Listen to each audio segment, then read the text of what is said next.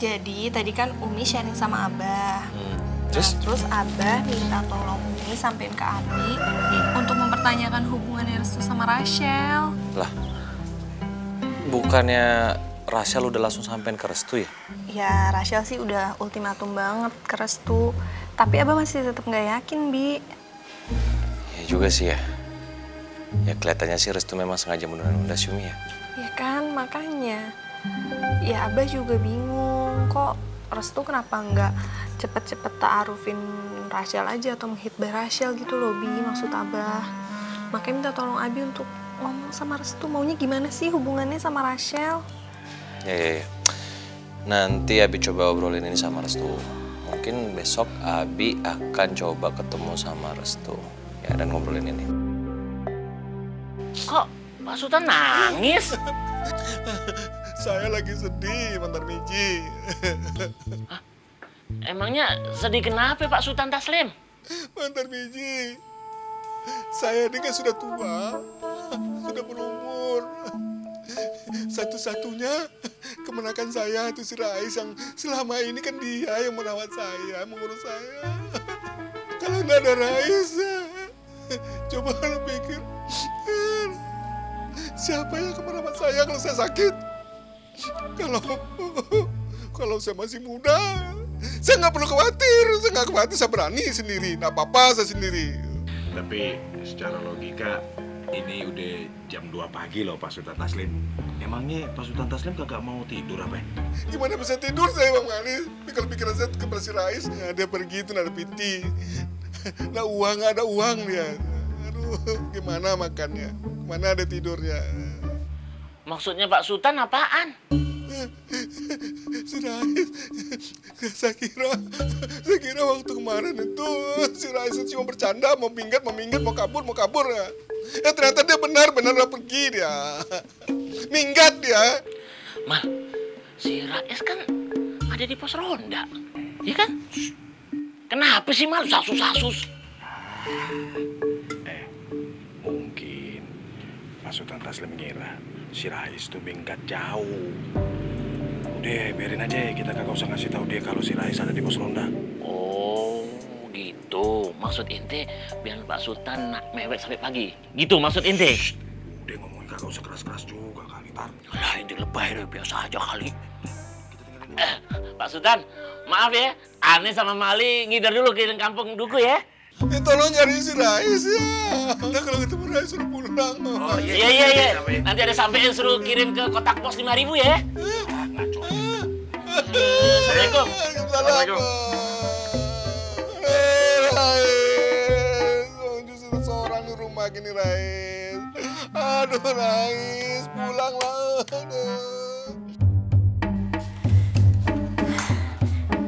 Ini harus gue cek lagi nih. Takut kehilangan apa ketinggalan gitu dah ya.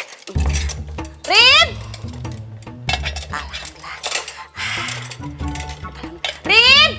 Cepetan Rin! Ntar keburu siangan lagi, lo tak kagak sekolah deh ah. Iyanya bentar, Rin lagi masukin buku. Deh. Cepetan Rin, jangan lama napa Rin. Ntar kesiangan deh lo ah. Iyanya iya bentar.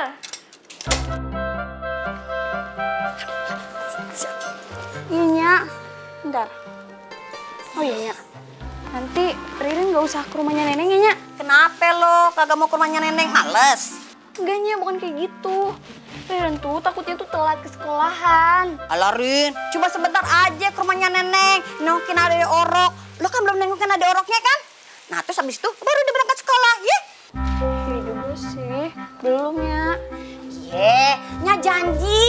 Cuma sebentar kan lo ke rumahnya Neneng nengokin si adek orok. Terus lo berangkat sekolah deh, ya?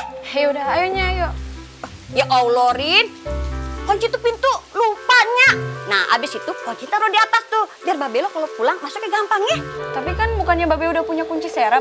Ya ala Rin, lo kagak tau Babe lo aja. Dikasih berapa kunci aja tuh hilang tuh Babe lo. Iya juga sih, yaudah Nya. Ya cepetan.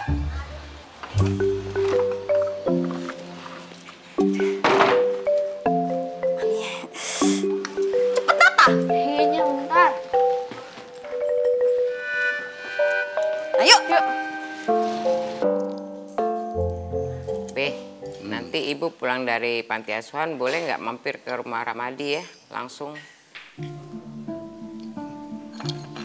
Rumah Ramadi. Ngapain ibu ke sono? Emang ibu nggak bosen apa ya? Ke sono terus? Babe ngomongnya kayak begitu sih. Masa ke rumah cucu bosen? Iya, Babe kan cuma ngingetin ibu aja. Soalnya kan anak kita Ramadi juga kan punya kehidupan rumah tangganya sendiri. Dimana orang lain kagak boleh ikut masuk. Termasuk orang tuanya. Maksud Babe, kedatangan ibu ke rumah Ramadi itu ngeganggu mereka, gitu. Babe sih kagak ngomong begitu, Bu. Begini, Bu. Kalau ibu ke sono terus main, apalagi nginep berhari-hari, itu nggak baik. Ada benernya juga sih apa yang diomongin Babe. Bisa jadi selama ini Rere agak keberatan dengan kedatangan Ai. Tapi dia kan nggak pernah ngomong apa-apa juga. Mungkin ditahan kali ya dalam hati. Bu, kok jadi bengong begitu sih? Iya, ibu kepikiran aja tapi ya menurut ibu juga omongan Babe ada benernya. Selama ini sih Rere nggak ngomong apa-apa ya sama ibu. Tapi ya ibu kurangin deh datang ke sononya. Nah gitu dong. Mendingan ngurusin panti asuhan.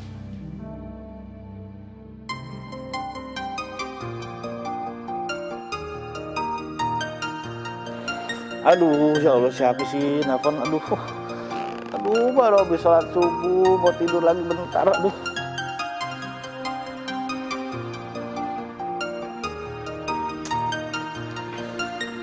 Siapa sih ini ganggu aja, ngeselin.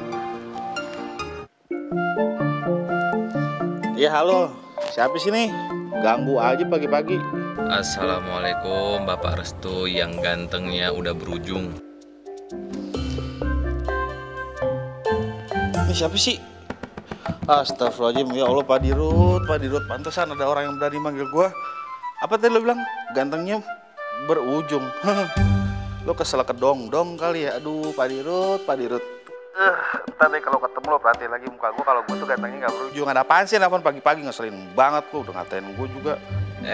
Enak banget. Baru bangun jam segini.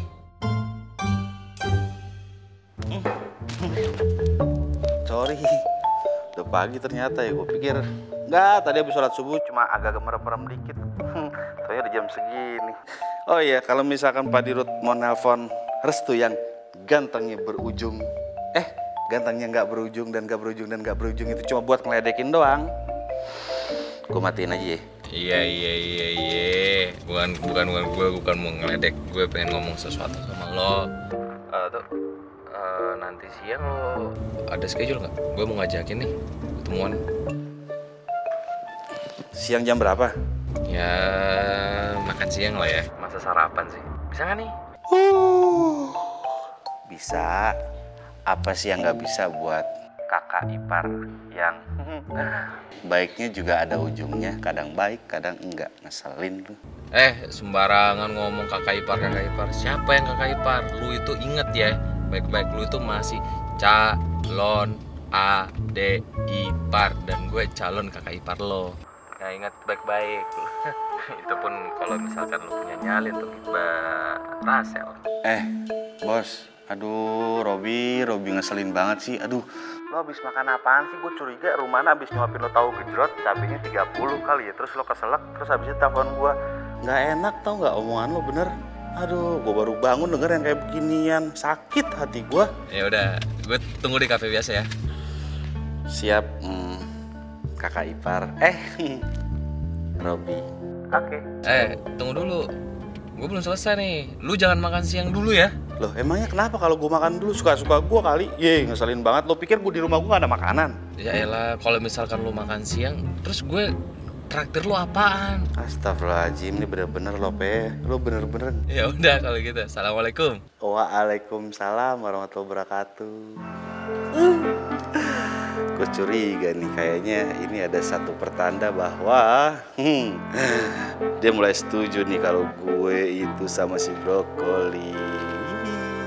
Tapi kok dia ngatain gue tadi kurang ajar banget sih ini orang. Masih lama. Ya Allah.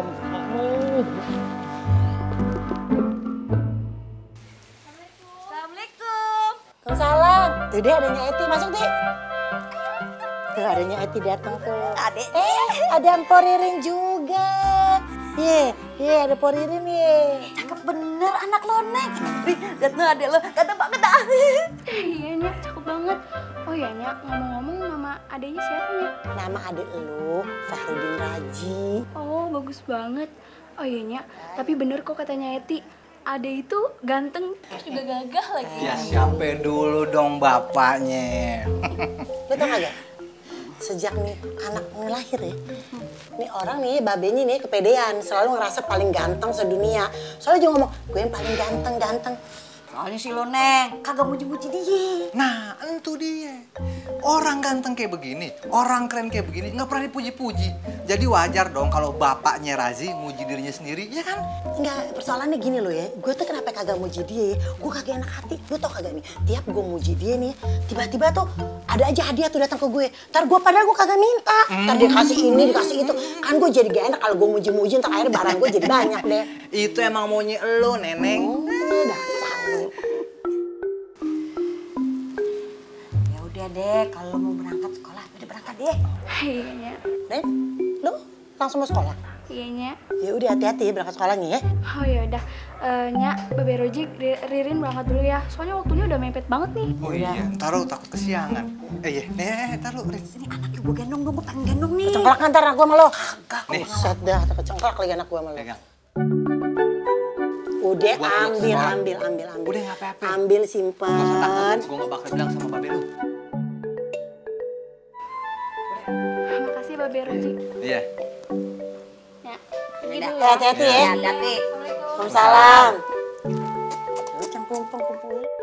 Sayang, begitu kenyang tidur dia.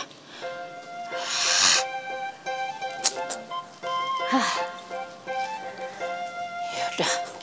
Ini Namburu tehnya. Kasih, Ri. Waduh. Saladin langsung tidur. Udah kenyang. Makasih ya Namburu. Ri, si Togu gimana? Ada dia cerita sama kau tentang kepergiannya ke Medan? Ada sih Namburu. Cuma dia cerita kalau temennya itu yang dari Swiss mau investasi di bidang perkebunan. Kalau nggak salah perkebunan buah. Jadi si Bang Togu itu menawarkan gimana kalau investnya dalam buah naga atau buah manggis kalau nggak salah ya. Jadi mereka itu sekarang lagi survei dan mencari lahan kerjanya. Itu aja. Dia nggak bilang berapa lama dia di sana. Enggak sih Namburu. Nggak tahu deh cuma sebentar atau lama. Berarti dia akan lama di sana. Gitu ya. Kelihatannya sih gitu ya Namburu. Oh ya Namburu, katanya Bang Togu nanti kalau perkebunannya udah berjalan terus sukses, katanya kita mau diboyong ke sana. Si Togu itu nggak pernah kapok dia. Selalu saja yang dibicarakan untung-untungnya saja. Kalau enggak, apa dia masih akan kembali ke sini? Juga Namburu, saya juga bingung. Kenapa juga Bang Togu tuh nggak menjalankan lebih serius gitu ya, biar tambah sukses minimarketnya yang ada di Jakarta. Iya kan Namburu? Ya itulah Togu. Sifat petualangannya tidak pernah hilang. Ya kalau dia masih sendiri sih nggak ada masalah, Ri. Tapi kalau sudah berumah tangga, yang ada juga dia jadi beban rumah tangga barangkali nanti. Iya, betul Namburu. Tuan. Nggak tahu lah Namburu, saya juga bingung dengan pola pikirnya.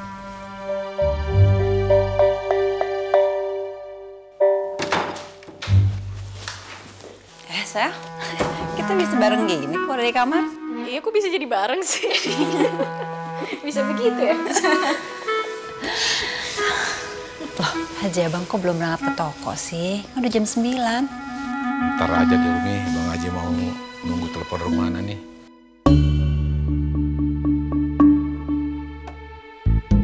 Waduh, keceplosan ngomong lagi dah gua nih. Nunggu telepon Rumana?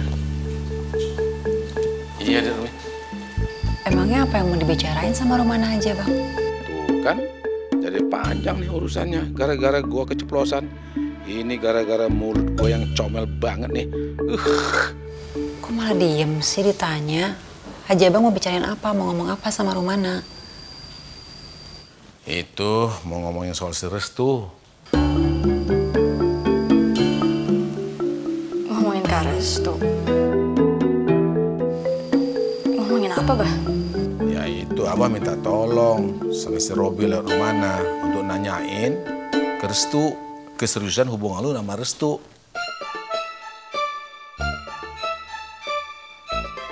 Apa serius, Abah? Abah nyuruh Kak Robi begitu? Ya Abah tuh nggak serius Sel. Apalagi menyangkut masa depan lu tuh. Bener kan, Bah, tapi... Ya iyalah. Gimana pun juga kan Rasel tuh anak Abah. Abah nggak mau laki-laki yang dekat sama Rasel tuh kagak serius tuh. Makasih banget ya, Bah. Rachel benar-benar bangga sama Abah. Abah itu begitu perhatian sama Rachel. Makasih banget ya, Bah.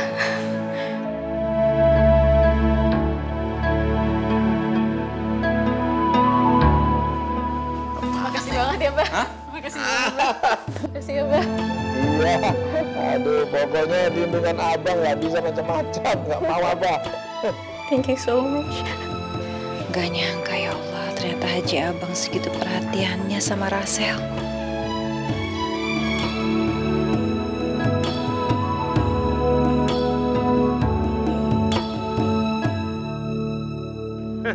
Neneng Narkoneng anaknya tuh kalau lahir giginya bener apa enggak ya?